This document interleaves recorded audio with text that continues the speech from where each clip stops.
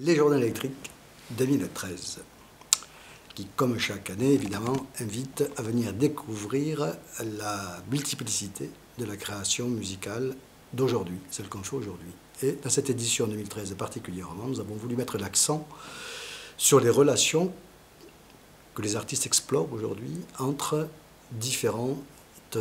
entre la musique, les sons, donc, mais aussi entre la lumière, entre la brume, entre les images, entre le théâtre, entre la poésie. Donc c'est une édition très diversifiée, parce que comme ça, elle ne se consacre pas exclusivement à la musique, mais aussi à des spectacles ou des installations où le son est présent en tant que matériau même pour former une écriture et du sens dans sa relation aux autres médias.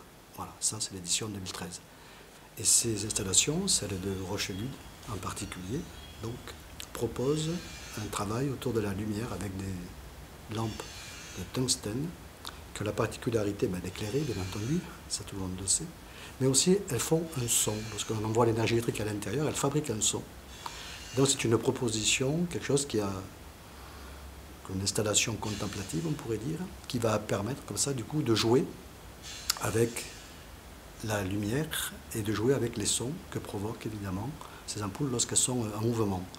Alors c'est toute une écriture que Nicolas Villeneuve, qui est l'artiste qui propose cette installation, a fabriquée, mais aussi on peut très bien agir cette installation en utilisant les ondes électriques du cerveau, en faisant tout simplement un électroencéphalogramme, en mettant donc des capteurs sur le cerveau d'une personne qui veut bien se prêter au jeu, et c'est elle à ce moment-là qui va orienter les choix d'écriture de cette installation. Voilà.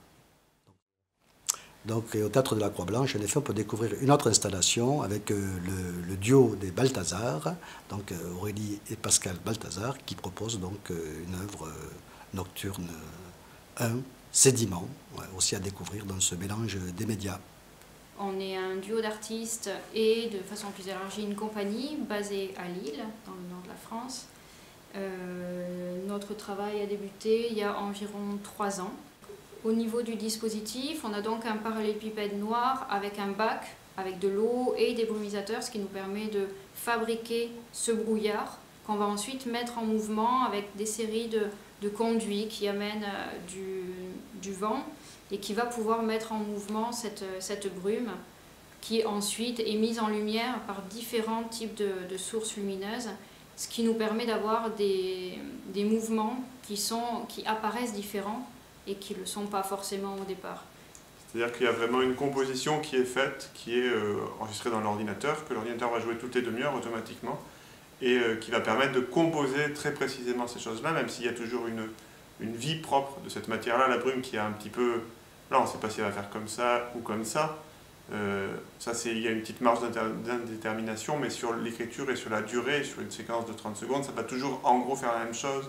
Et c'est cette évolution-là. Comment est-ce qu'on va resserrer quelque chose, qu'on va élargir, comment on va jouer sur une profondeur ou quelque chose qui vient plus devant.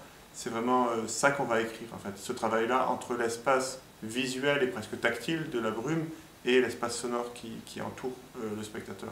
Donc c'est vraiment sur la confrontation et les tensions entre ces différentes sensations qu'on essaie de créer une trajectoire pour la perception et pour la sensation du spectateur.